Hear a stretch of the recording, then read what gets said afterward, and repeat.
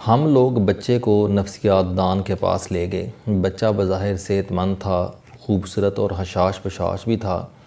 وہ تمیزدار، مہذب اور ذہین بھی دکھائی دیتا تھا اور پڑھائی میں بھی اچھا تھا۔ والدین کو بس اس سے دو شکایات تھیں۔ وہ ڈسپلن نہیں تھا، وعدہ پورا نہیں کرتا تھا اور آج کا کام کل پر ڈال دیتا تھا، اور دوسری شکایت وہ ڈھیٹ تھا۔ وہ اپنی ہٹ سے نہیں ہٹتا تھا، دل میں جو آ گیا بس وہ کر کے رہتا تھا، خواہ آپ کچھ بھی کر لیں یا اس کو اس کا کوئی بھی خمیازہ بھگتنا پڑے۔ میرا دوست بچے کی ان دونوں عادتوں سے تنگ تھا۔ بچہ ان کی اکلوتی اولاد تھا، بزنس اربوں روپے میں تھا۔ بیٹے نے چند سال بعد اربوں روپے کی یہ پوری سلطنت سنبھالنی تھی، چنانچہ وہ بچے کے حوالے سے پریشان رہتا تھا۔ والد نے بیٹے پر ہر طریقہ استعمال کر کے دیکھ لیا تھا۔ وہ اسے بار بار سمجھا بھی چکا تھا، سختی بھی کر کے دیکھ لی تھی، منتیں بھی کھو چکی تھیں۔ بچے کو تعویذ دھاگے اور جھاڑ پھونک کے عمل سے بھی گزارا جا چکا تھا۔ والدین نے اس کے دوست، اس کے احباب بھی بدل کر دیکھ لیے تھے اور اسے اعلیٰ سے اعلیٰ تعلیمی اداروں میں ڈال اور نکال کر چیک بھی کر لیا تھا۔ والد کے دوست بھی بچے کو سمجھا کر تھک چکے تھے، لیکن یوں محسوس ہوتا تھا کہ بچہ جیسے کنکریٹ کا بنا ہوا ہو، وہ ٹس سے مس نہیں ہو رہا تھا۔ وہ سب کی سنتا تھا، ہاں میں سر ہلاتا تھا، خوش دلی سے ہاتھ بھی ملاتا تھا اور نصیحت کرنے والے کا گرمجوشی سے شکریہ بھی ادا کرتا تھا، لیکن کرتا وہی تھا جو وہ اس سے پہلے کر رہا ہوتا تھا۔ وہ اپنی روٹین تبدیل نہیں کرتا تھا۔ چنانچہ والد کے پاس اب ماہر نفسیات کے علاوہ کوئی آپشن نہیں بچا تھا۔ بچہ میری عزت کرتا تھا۔ والد نے مجھے اسے کلینک تک پہنچانے کی ذمہ داری دے دی۔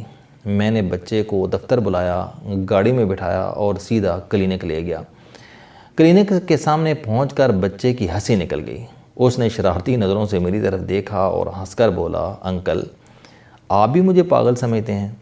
میں نے کہکا لگا کر جواب دیا، ہرگز نہیں، میں یہاں آپ کو نہیں آپ کے والدین کو لایا ہوں۔ علاج آپ کا نہیں آپ کی اماں اور ابا کا ہوگا۔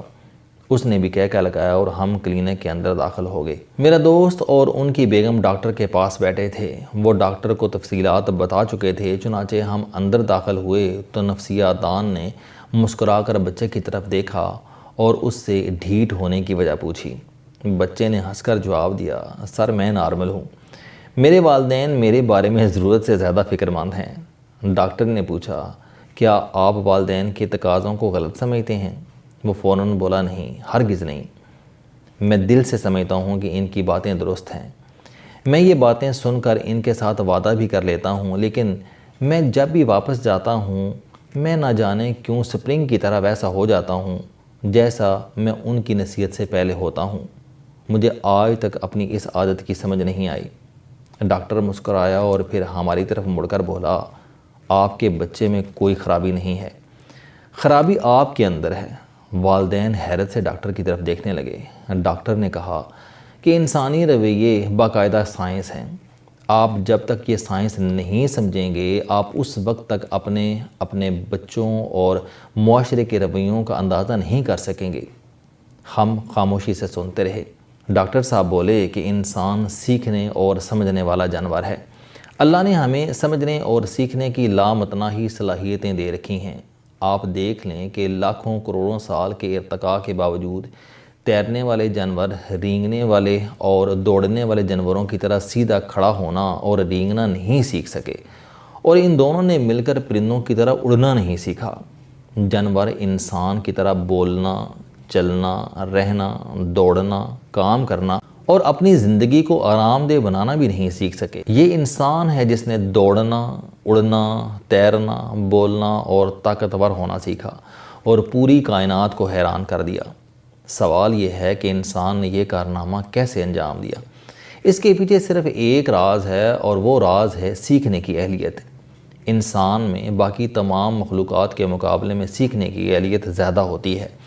آپ انسان کو سیکھنے سے بعد نہیں رکھ سکتے، اور سیکھنے کے دو عنصر ہوتے ہیں، دیکھ کر سیکھنا اور سن کر سیکھنا۔ انسان 90% چیزیں دیکھ کر سیکھتا ہے۔ ہم لوگ کیا ہیں، ہماری عادتیں، ہمارے رویے اور ہماری شخصیت کیا ہوگی، یہ فیصلہ ہماری زندگی کے ابتدائی 13 سال کرتے ہیں۔ ہم ان 13 برسوں میں جو دیکھتے ہیں وہ دیکھنا ہماری شخصیت، ہمارے رویے اور ہماری عادتیں بن جاتا ہے۔ ہم سب اپنی ماں کی طرح مسکراتے ہیں، کیونکہ ہم ماں کی مسکراہٹ دیکھ دیکھ کر مسکرانا سیکھتے ہیں۔ ہمارا لہجہ ہماری دادی، نانی اور خالہ جیسا ہوتا ہے، کیونکہ ہم ان کی گود میں پل کر بڑے ہوتے ہیں۔ ہم ان کے منہ کے لفظ اچک کر بولنا سیکھتے ہیں، اور ہم اپنے گھر کے بڑوں مثلاً والد، دادا، نانا، چچا، بڑے بھائی اور بڑی بہن کی طرح چلتے ہیں۔ کیونکہ ہم ان کو دیکھ کر چلنا سیکھتے ہیں۔ انسان کی زیادہ تر عادتیں 13 سال کی عمر میں مکمل ہو جاتی ہیں، اور یہ باقی زندگی ان عادتوں کی ہلکی پھلکی کانٹ چھانٹ کر کے گزارتا ہے۔ ڈاکٹر رکا، لمبی سانس لی اور بولا، ہم والدین ایک غلطی کرتے ہیں، ہم اپنے بچوں کو دکھاتے کچھ اور بولتے کچھ ہیں۔ بچے کیونکہ دیکھ کر سیکھتے ہیں، چنانچہ وہ سیکھ جاتے ہیں جو یہ دیکھ رہے ہوتے ہیں۔ یہ ہرگز وہ نہیں سیکھتے جس کا ہم انہیں لیکچر دیتے ہیں۔ اللہ تعالیٰ انسان کی اس فطرت سے واقف ہے، چنانچہ اس نے کتابیں 4 اور نبی 1,24,000 بھیجے۔ کیونکہ یہ جانتا ہے کہ ہم لوگ فرمودات سے نہیں سیکھیں گے، ہم آسمانی کتابوں کا عملی نمونہ دیکھ کر سیکھیں گے، لہٰذا اس نے ہمیں دکھانے کا زیادہ اور سنانے کا کم بندوبست کیا۔ ہم مسلمان آج بھی قرآن مجید کے احکامات پر اتنا عمل نہیں کرتے جتنا ہم سنت پر عمل کرتے ہیں۔ کیونکہ ہمارے آباء و اجداد نے نبی اکرم صلی اللہ علیہ وآلہ وسلم کو دیکھا تھا اور ان کی سنت سیکھی تھی۔ وہ رکا اور بولا، میں نے آج کی کہانی سن کر اندازہ کیا کہ آپ کا بیٹا جب پیدا ہوا تھا تو آپ اس وقت سٹرگل کر رہے تھے، اور سٹرگل کرنے والے لوگ ڈھیٹ بھی ہوتے ہیں اور بعض اوقات نان ڈسپلن بھی۔ مزدور یا کلرک اپنا وعدہ پورا کیوں نہیں کرتا؟ وہ سٹرگل کی عمر سے گزر رہا ہوتا ہے، اور اس وقت اسے جہاں سے چند پیسے زیادہ ملتے ہیں وہ کم پیسوں کا کانٹریکٹ ادھورا چھوڑ کر نئی جاب پر چلا جاتا ہے۔ چنانچہ ہمیں یہ لوگ نان ڈسپلنڈ، وعدہ خلاف دکھائی دیتے ہیں۔ دوسرا، دنیا میں ترقی کرنے والے زیادہ تر لوگ ہٹ کے پکے ہوتے ہیں، یہ پیچھے نہیں ہٹتے، چنانچہ یہ بالآخر کامیاب ہو جاتے ہیں۔ آپ بھی اپنی ہٹ کی وجہ سے کامیاب ہوئے۔ آپ کے بیٹے نے بچپن میں آپ میں یہ دونوں خرابیاں دیکھیں اور یہ آپ سے یہ دونوں چیزیں سیکھ گیا۔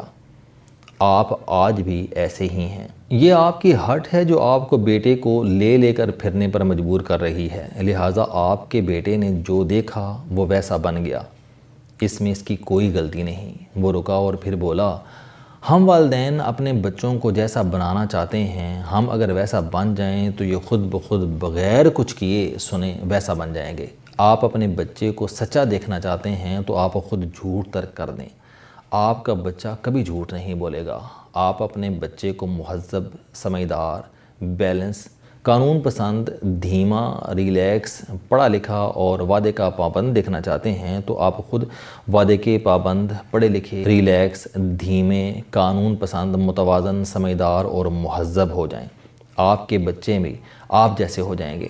چنانچہ آپ اگر اپنے بچے کی ہٹ دھرمی اور ڈسپلن کی کمی ختم کرنا چاہتے ہیں تو آپ اپنی ذات سے ہٹ دھرمی اور سستی نکال دیں۔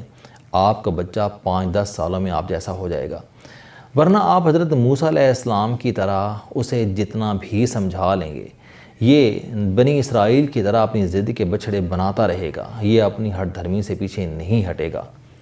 ہم خاموشی سے اس کی طرف دیکھتے رہے۔ ڈاکٹر صاحب چند لمحے رک کر بولے، قدرت 3 نسلوں کو ایک نسل سمجھتی ہے۔ آپ کی غلطی کا خمیازہ آپ کی اولاد اور پھر اس کی اولاد بھگتتی ہے۔ آپ کی سزا اپنی آنکھوں سے دیکھ کر دنیا سے رخصت ہوتے ہیں، چنانچہ آپ اور آپ کی اولاد اگر سزا سے بچنا چاہتی ہے تو آپ ان کو ویسا بنا کر دکھا دیں جیسے آپ انہیں بننے کی تلقین کرتے ہیں۔ آپ کے بچے بغیر کچھ سنے اچھے بن جائیں گے۔ آپ یقین کریں کہ میں نے آج تک کسی اچھے انسان کے بچوں کو برا نہیں دیکھا، اور جن اچھے لوگوں کے بچے برے نکلتے ہیں وہ لوگ دراصل اچھے نہیں ہوتے، وہ صرف دنیا کے سامنے اچھا ہونے کی اداکاری کرتے ہیں۔ ان کا بچہ کیونکہ ان کے اصل سے واقف ہوتا ہے، چنانچہ وہ اصل جیسا بن جاتا ہے اور دنیا اسے حیرت سے دیکھتی رہتی ہے۔ ڈاکٹر صاحب خاموش ہو گئے۔